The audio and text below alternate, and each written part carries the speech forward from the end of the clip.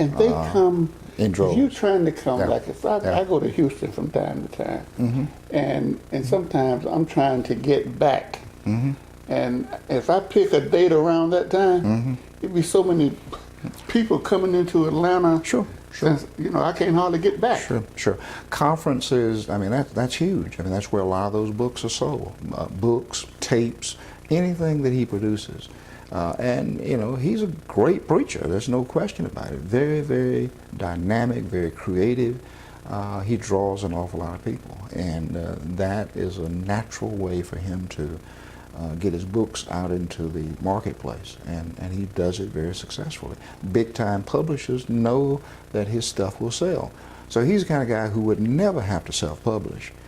He would make a whole lot more money if he did.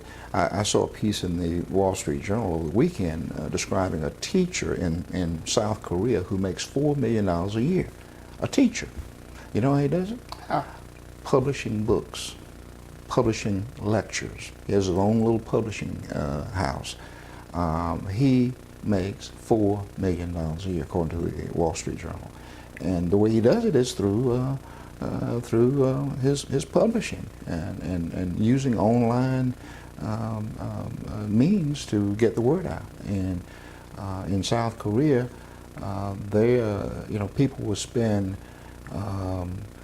billions of dollars to get his tapes to help their children improve their chances of getting into a good college.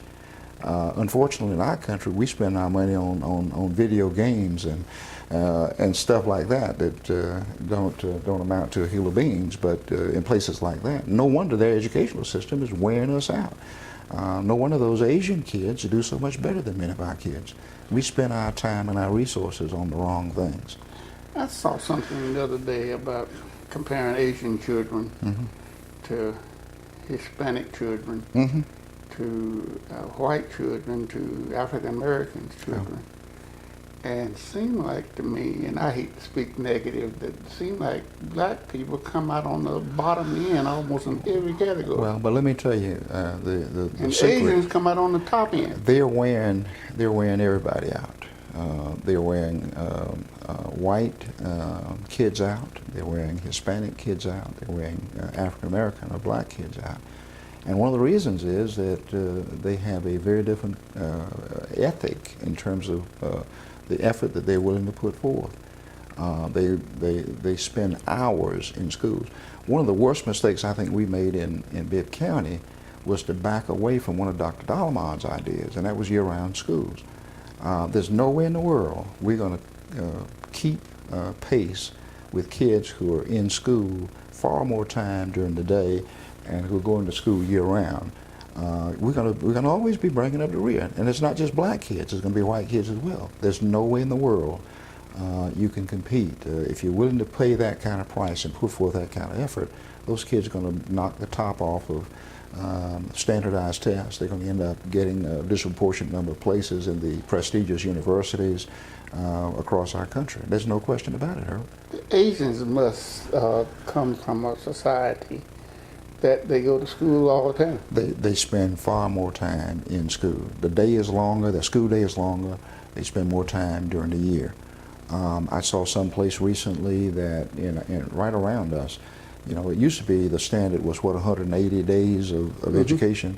I saw recently that one or two schools around us have gone to 160 or 70 days a year because of budget cuts. One of the scandals, I think, and that's one of the reasons I'm interested in running for the legislature, is I don't think we've been well served by the people who are running state government. A lot of money that needs to be available to fund education is no longer there.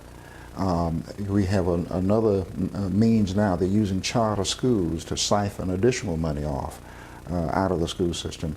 2 or 3 years back, Warner Robins got about $2 million of state money that used to come to Bibb County, and there was not a word of protest from anybody in our delegation. Herbert, that is, I think, symptomatic of what's going on. Schools are greatly underfunded.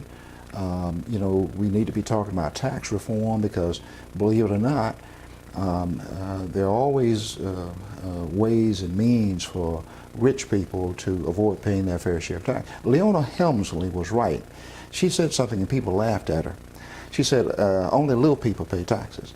Well, there's some folk who are in Atlanta and in Washington who are doing their level best to make sure that what she said is so. Because what they do is make sure that they shift the burden of taxation. The lottery is one way they tried to do it originally.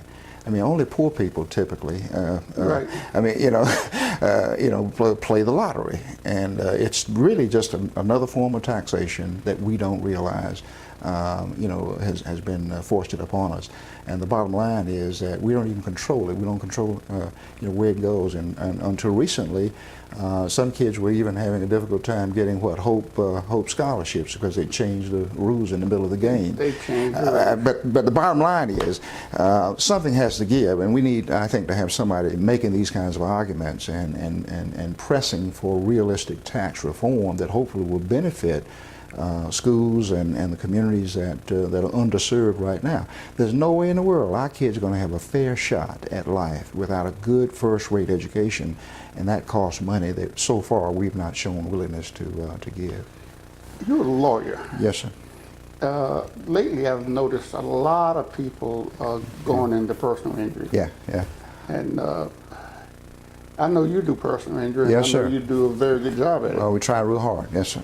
But they have changed the laws. At one time, nobody could advertise on television and other things like that. But now, I think it's one of the worst things that has ever hit our profession, because a lot of people don't know how to make smart decisions concerning lawyers.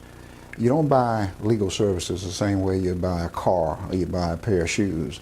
In my judgment, the way I started out, the way I was taught, you do a good job, your reputation precedes you. People make their decisions based on your reputation for doing a good job and standing up for them and making sure that their interests are protected.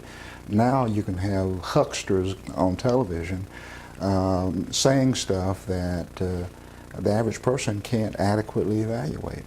And the result is, I'm not sure that a lot of people are well served by the current system. You're right, it used to be. But the Supreme Court said that people have a First Amendment right to